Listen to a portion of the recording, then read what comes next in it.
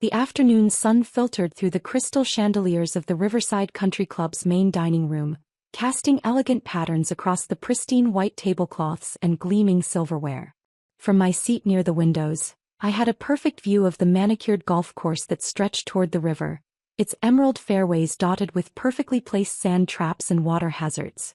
I'd chosen this table deliberately, not just for the view, but because it offered the best vantage point to observe the family reunion lunch that was taking place across the dining room. My extended family had gathered to celebrate my grandmother's 80th birthday, and as usual, I was watching from a distance rather than participating directly. The Williams family had always been complicated. Old money, old traditions, and very old prejudices about who belonged and who didn't.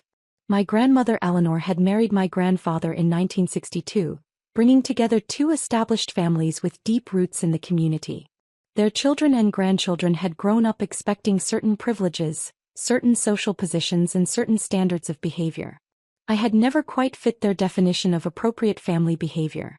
"Sophia, darling, you look lovely," my Aunt Patricia called out as I approached their large table, her voice carrying the particular tone she used when she was being polite but not particularly welcoming. Patricia was my father's sister, a woman who had married well and spent the past 30 years perfecting the art of social positioning. My cousin Bradley, Patricia's son, looked up from his conversation with obvious reluctance. "Oh. Hi, Sophia. I didn't expect to see you here." "It's grandmother's birthday," I replied simply, settling into the one empty chair at the far end of the table. "Of course I'd be here." "Of course," echoed my cousin Miranda, Bradley's sister, though her tone suggested she found my presence more surprising than inevitable. "How are things going with your ventures?" The way she said ventures made it clear she was referring to my work with the same tone she might use to discuss an embarrassing hobby or a regrettable life choice. "Things are going well," I said, accepting a menu from the server without elaborating further. My family had never quite understood what I did for a living, despite my attempts to explain it over the years. They knew I worked in technology, they knew I traveled frequently for business, and they knew I lived modestly in a small apartment rather than the grand house they thought someone from our family should occupy. What they didn't know was the full scope of what I'd built over the past 8 years. "Sophia's still doing that computer consulting thing," my Uncle Charles explained to his wife as if I weren't sitting right there. Charles was my father's brother, a successful lawyer who had inherited the family's real estate investments and had been living comfortably off the proceeds for decades. "How interesting," his wife Margaret replied with the kind of polite disinterest that suggested she found it anything but interesting. My grandmother, the guest of honor, smiled at me warmly from her seat at the head of the table. "Sophia dear, tell us about your recent travels. Patricia mentioned you were in Asia again." "I was in Singapore and Tokyo for a few weeks," I confirmed, "working with some international clients." "Still doing that freelance work?" Bradley asked, and I could hear the subtle condescension in his voice. At 32, Bradley worked for his father-in-law's investment firm and had never failed to remind family gatherings that he was building something substantial rather than playing around with computers. "Something like that," I said quietly. The conversation moved on to other topics. Miranda's upcoming charity gala, Charles's latest golf tournament, Patricia's new interior designer. I listened with half an ear while studying the room around us, noting the details that had become familiar over the past 18 months. The Riverside Country Club had been the social center of our community for over a century. Founded in 1895, it occupied 200 acres of prime real estate along the river, with an 18-hole championship golf course, tennis courts, swimming pools, and dining facilities that rivaled the finest restaurants in the city. Membership was exclusive, expensive, and passed down through families like a precious heirloom. My family had been members since the 1940s, when my great-grandfather had first achieved the social status necessary to gain admission. The club represented everything they valued: tradition, exclusivity, and the kind of social connections that opened doors and created opportunities. It was also, as of 18 months ago, mine. "The salmon is excellent today," my grandmother said, interrupting my thoughts. "Sophia, you should try it." "I'll probably just have the salad," I replied, though not because of cost considerations as my family undoubtedly assumed. "Still watching the budget?"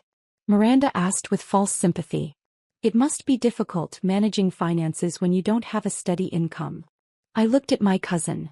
a woman who had never worked a day in her life but who felt qualified to lecture me about financial responsibility, and smiled. I manage. Have you thought about looking for something more stable? Bradley asked. I mean, the freelance lifestyle might seem exciting when you're young, but eventually you need to build towards something permanent. Something with benefits, Patricia added helpfully. Health insurance, retirement planning. The things that really matter as you get older. I was 30 years old, hardly ancient, but my family had a talent for making me feel like an irresponsible child whenever we gathered together. I have benefits, I said simply.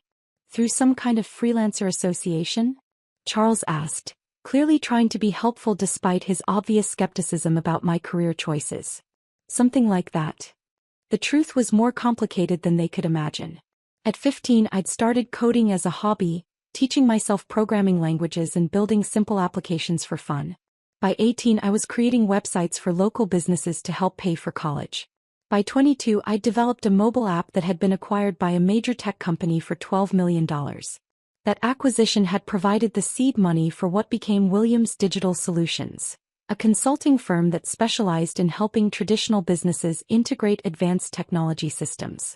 Over the past 8 years, WDS had grown from a one-person operation run out of my apartment to a company with 47 employees and offices in 6 countries.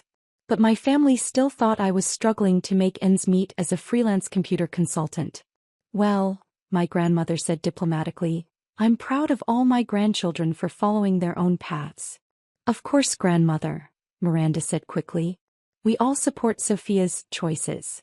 The word choices hung in the air with the same dismissive weight that ventures had carried earlier. Speaking of choices, Bradley said, leaning back in his chair with obvious satisfaction, I have some exciting news to share with everyone.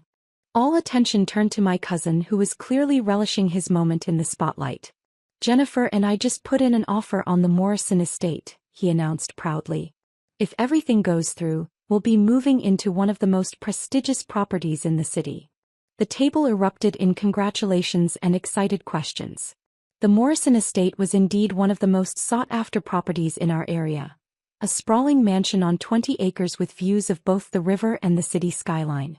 How wonderful! Patricia exclaimed. Bradley, that's such an achievement. Your father and I are so proud. The asking price was substantial, Bradley continued, but with my position at the firm and Jennifer's family connections, we were able to secure very favorable financing. And of course, Miranda added, it's the kind of property that makes a statement about your place in the community. I listened to the excited chatter about my cousin's real estate acquisition, remembering the phone call I'd received from my investment advisor just 2 weeks earlier. Sophia, he'd said, the Morrison estate is finally coming on the market. I know you expressed interest in it last year. Are you still considering making an offer? I'd been considering it for more than a year, actually. The estate was beautiful, but more importantly, it represented exactly the kind of investment that aligned with my long-term business strategy. The property included not just the main house, but also several outbuildings that could be converted into office space for WDS's North American headquarters. Yes, I told my advisor. Put in an offer. Full asking price, cash, no contingencies. Sophia, that's a $40 million property. I'm aware of the price, I'd replied. Can we close within 2 weeks? Apparently, my offer had been accepted before Bradley's financing had been approved. Sophia, you're being very quiet, my grandmother observed. What do you think of Bradley's wonderful news? I think the Morrison estate is a beautiful property, I said honestly. Whoever ends up buying it will be very fortunate. Well, that'll be us, Bradley said with obvious satisfaction. Jennifer's father knows the seller personally, so we're confident our offer will be accepted. I nodded and smiled, saying nothing about the fact that the property had already been sold to someone else. The conversation continued through the main course, with Bradley holding court about his real estate triumph and his plans for renovating the estate to better suit his family's needs. Miranda shared updates about her charity work, all volunteer positions that allowed her to network with other wealthy women without actually earning an income. Charles discussed his latest golf achievements. Patricia detailed her upcoming Mediterranean cruise. Nobody asked me about my work, my travels, or my plans for the future. I'd become accustomed to being the family member who listened rather than shared, who observed rather than participated. "I'll be right back," I said, excusing myself from the table. "I want to freshen up before dessert." I made my way to the ladies' lounge, an elegant space with marble countertops and crystal mirrors that reflected the club's old-world atmosphere. As I was washing my hands, I heard the door open behind me. "Can you believe she actually came?" Miranda's voice carried clearly in the tiled space. I looked up to see Miranda and Patricia entering the lounge, clearly not realizing I was already there. "I thought she might skip this one," Patricia replied. "These family gatherings must be so uncomfortable for her." "Well, she can't afford to go anywhere else for a nice meal," Miranda said with a laugh.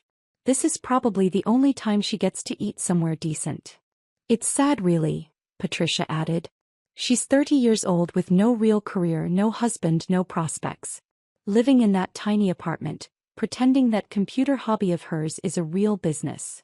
"At least she's trying," Miranda said, though her tone suggested this was damning with faint praise. "Even if she's not very successful at it." I cleared my throat softly and both women turned to see me standing at the sink. Their faces went red with embarrassment. "Sophia," Patricia said quickly. "We were just having a private conversation," I finished calmly. "I understand." I dried my hands deliberately and walked past them toward the door, but Miranda's voice stopped me. "Sophia, you know we support you, right? We're family. We want you to succeed." I turned back to look at my aunt and cousin, seeing the mixture of guilt and condescension in their expressions. "I know exactly what you want," I said quietly and left the lounge. When I returned to the dining room, dessert was being served. My grandmother's favorite chocolate cake from the club's renowned pastry chef. The conversation had moved on to Miranda's upcoming charity auction, but I could feel the tension from the three women at the table. "Sophia," my grandmother said warmly, "I ordered you a piece of the chocolate cake. I know it's your favorite too." "Thank you, grandmother," I said, genuinely touched by her thoughtfulness. "So tell me," Eleanor continued, "when will you be traveling again? I worry about you being away so much." "I'll probably be going to London next month," I said. "And then Berlin in the spring." "More consulting work?"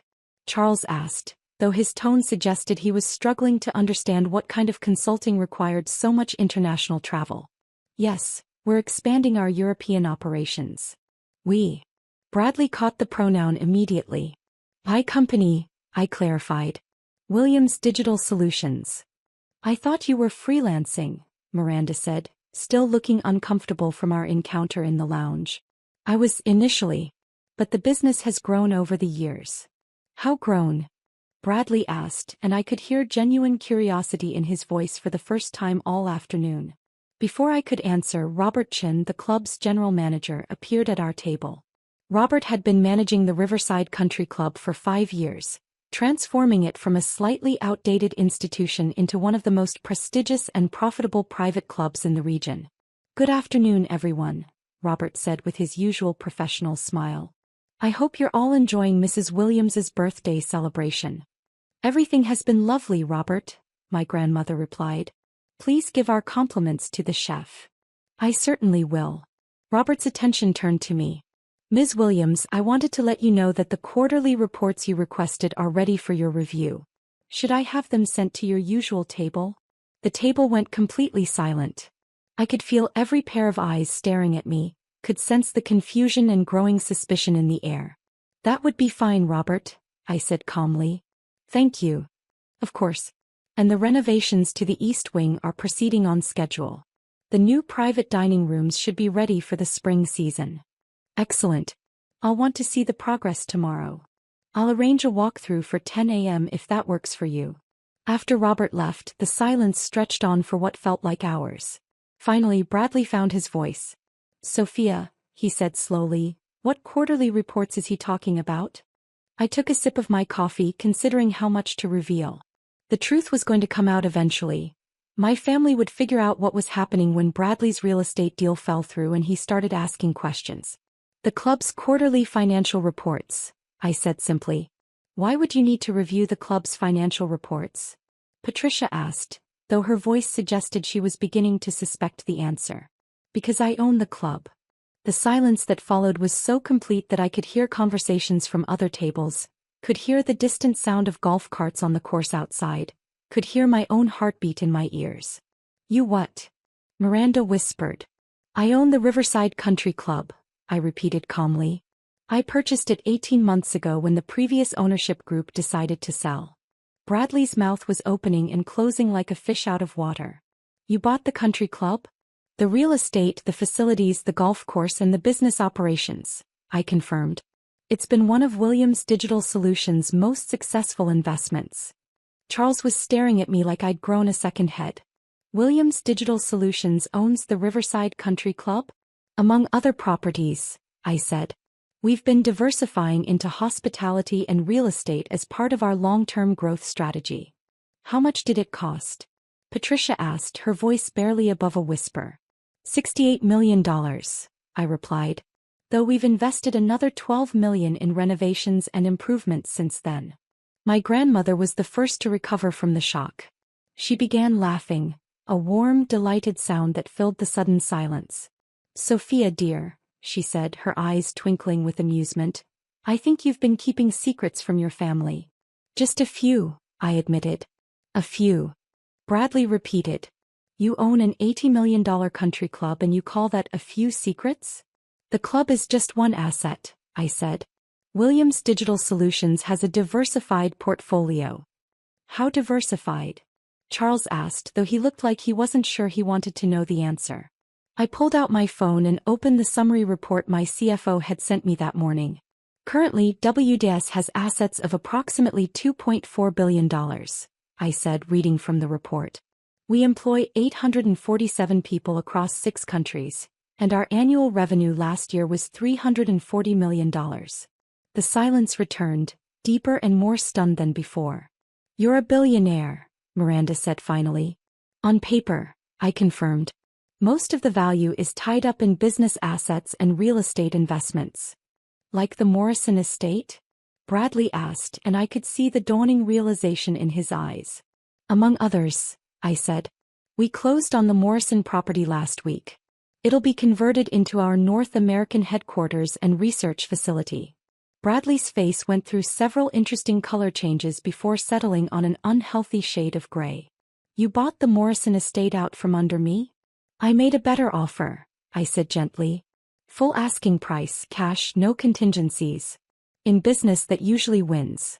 But you let me talk about it all through lunch, he said, his voice rising. You let me tell everyone about my real estate triumph, knowing that you'd already bought the property. You didn't ask if I knew anything about it, I pointed out. And I didn't want to spoil grandmother's birthday celebration with family drama. Patricia was shaking her head in disbelief. All this time we thought you were struggling. We thought you needed help. I know what you thought, I said, remembering the conversation I'd overheard in the ladies' lounge. I heard Miranda and you discussing my financial situation earlier. Miranda's face went bright red. Sophia, I'm so sorry. We had no idea. That I was successful? I interrupted. No, you didn't. Because you never asked. You made assumptions based on the fact that I drive a modest car and live in a small apartment. Why do you live in a small apartment if you can afford anything you want? Charles asked, genuinely puzzled. Because I don't need a mansion, I said simply. I travel more than half the year for business. When I'm home, I want a comfortable space that's easy to maintain, not a showcase property. And the car? Patricia asked. It's efficient and reliable. I don't need to impress anyone with my transportation choices. My grandmother was still smiling, clearly enjoying the revelation and its impact on the rest of the family. Sophia, she said, I have to ask, when you were growing up, did you ever imagine you'd end up owning the place where we've been having family celebrations for decades? Actually, I said, that was part of the appeal. This club has been important to our family for generations. When I learned it was for sale, I wanted to make sure it would continue to be available for occasions like this. So you bought it for sentimental reasons? Miranda asked. Partly. But mostly because it was a sound business investment. The club was undervalued and underutilized. We've increased membership, improved the facilities and expanded the services. It's now one of the most profitable private clubs in the region. Robert appeared at the table again, carrying a leather portfolio. Ms. Williams, here are those quarterly reports. And I wanted to mention that we've received 3 more applications for corporate memberships this week. Excellent. We'll review them at next week's board meeting. After Robert left, Bradley looked at me with something that might have been respect mixed with residual shock. Sophia, I owe you an apology. I've been treating you like you were. He paused, searching for the right words. Like I was unsuccessful? I suggested. Like you were unsuccessful, he admitted. I was wrong. Very wrong. We all were, Patricia added quietly. Sophia, I'm sorry for the things I said, the assumptions I made. And I'm sorry for what I said in the ladies' room, Miranda said, looking genuinely ashamed. It was cruel and unfair. I looked around the table at my family members, seeing the mixture of embarrassment, curiosity, and newfound respect in their expressions. I don't need apologies, I said finally. But I would like to suggest that maybe we could try to know each other better going forward. Real conversations about what we're actually doing with our lives, not just assumptions based on appearances. I'd like that, my grandmother said warmly. Sophia, would you tell us about your company? I'd love to understand what you've built. For the next hour, I found myself actually participating in a family conversation for the first time in years. I told them about Williams Digital Solutions, about the clients we worked with, about the challenges and rewards of building a global technology company. They asked thoughtful questions about my work, my travels, and my plans for the future. For the first time since I'd become successful, I felt like my family was genuinely interested in who I was rather than who they thought I should be. As the afternoon wound down and people began gathering their things to leave, Bradley approached me privately. Sophia, I have to ask, are there any other properties I should know about before I make offers on them? I laughed. I'll have my assistant send you a list of our real estate holdings, just to avoid any future awkwardness. That would be appreciated, he said with a rueful smile. And Sophia, congratulations on everything you've built. I may not understand how you did it, but I can see that it's impressive. 3 months later, I was hosting my first family gathering as the official owner of the Riverside Country Club. My grandmother's birthday celebration had been so successful that we'd decided to make it a quarterly tradition. This time, however, the dynamic was completely different. Instead of sitting at the far end of the table as an afterthought, I was at the center of conversations about business, investments, and future plans. My family members asked for my advice on their own financial decisions and seemed genuinely interested in learning from my experiences. The most significant change was in how they treated my work. Instead of dismissing my computer hobby, they now referred to Williams Digital Solutions with the respect usually reserved for major corporations, which I supposed we had become. Sophia, my grandmother said as we were finishing dessert, I want to thank you for saving our club. I was so worried when the previous owners announced they were selling. I thought we might lose this special place. I'm glad I could help preserve it, I said. But grandmother, we haven't just preserved it, we've made it better. The improvements we've implemented have enhanced the experience for all our members, including the family members who spent years underestimating the new owner, Patricia added with a self-deprecating smile. Especially those family members, I agreed with a grin. As I looked around the table at my family, people who now knew me for who I really was rather than who they'd assumed I was, I felt grateful for the journey that had brought us to this point. The years of being underestimated had taught me to value authentic success over external recognition. The experience of building something meaningful while being dismissed had made me stronger and more focused. But most importantly, I'd learned that the best way to change people's perceptions wasn't to announce your achievements. It was to quietly build something so substantial that it spoke for itself. The Riverside Country Club continued to thrive under my ownership, becoming not just a profitable business venture but a symbol of what could be accomplished when you believed in your own vision despite other people's doubts. And every time I sat at my usual table looking out at the golf course that had become one of my most satisfying investments, I remembered the whispered comment that had started it all. She can't afford to be here. Now, of course, nobody could afford to be there without my permission. But more importantly, I'd created a place where my family could gather and celebrate not just birthdays and achievements, but the deeper understanding that success comes in many forms, and that sometimes the quietest person at the table has the most interesting story to tell.